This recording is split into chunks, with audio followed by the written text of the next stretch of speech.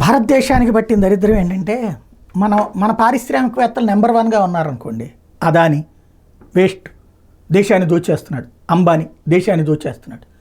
అదే మైక్రోసాఫ్టోడో bill gates లాంటి ఇక్కడికి వస్తే సాష్టాంగ ప్రణామం చేస్తాం. వాళ్ళు ఏదో లోకనాయకులు దేవనాయకులు అన్నట్టు ఫీల్ అవుతాం.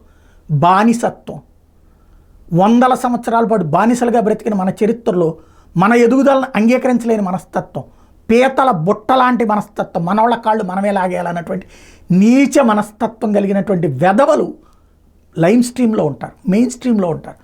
ఆ ఎదవల్నే మనం ఫాలో అవుతూ ఉంటాం లేదా మూసుకుని కూర్చుంటూ ఉంటాం. దానివల్ల జరిగేటువంటి నెంబర్ 2 వచ్చేటప్పటికి ఐసీసీ ఇంటర్నేషనల్ క్రికెట్ కౌన్సిల్లో మనకి చైర్మన్ పదవి వస్తే మనకేమనిపిస్తోంది? రాజకీయం దాంట్లో. అంతర్జాతీయ క్రికెట్లో ఏ రాజకీయం చేయి, మన చేతుల్లోకి అగుప్పెడి తీసుకున్నాం. ఏం రాజకీయాల్లో అట్లాగే ఉంటాయి కదా. అమెరికా వాడు రాజకీయం చేయట్లేదా, రష్యా వాడు రాజకీయం చేయట్లేదా? వాటిట్లలో మనం ఇద్దరిని పక్కన పెట్టి నిలబెడుతున్నాం. ఇద్దరి మధ్యలో నుంచి ఉక్రెయిన్కి పోయొచ్చాం, రష్యాకి పోయొచ్చాం. 2 కూటముల మధ్యన కూడా పవర్ఫుల్ పాలిటిక్స్ చేస్తున్నాం. ఎక్కడికి పోయింది మన గొప్పతనం? ఎందుకు అనిపించట్లేదు? ఇంటర్నేషనల్ క్రికెట్ కౌన్సిల్లో ఒక ఆట ఆడుకుంటున్నామని ఎందుకు అనిపించట్లేదు? మన దేశం గొప్పతనాల్ని నెగిటివ్గా ఆలోచించేటటువంటి మూర్ఖపు మనస్తత్వం కలిగిన వాడు లైమ్ స్ట్రీమ్లో నుంచి మాట్లాడుతున్నాడు.